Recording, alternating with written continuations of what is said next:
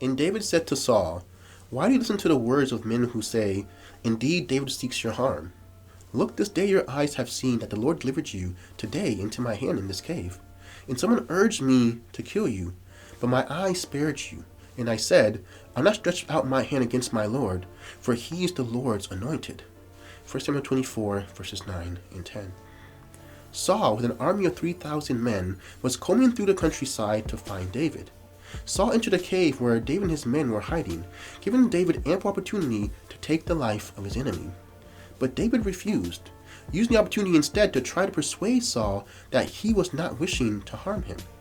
Along with his faults, David possessed a remarkable degree of grace, magnanimous grace.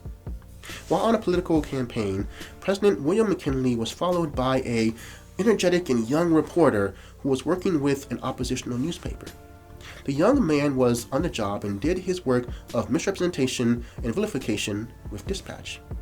McKinley went from place to place in a closed carriage, while the reporter sat with the driver on the outside. Noticing the reporter was poorly dressed and was suffering from the cold, McKinley stopped the carriage, stepped outside, and said to the reporter, "Come down from there, young man."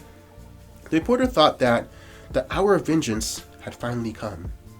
He came down and McKinley offered him his coat and invited him inside to ride in the carriage. The reporter hesitated. "But you must not know who I am. I'm whipping you to shreds during this whole campaign."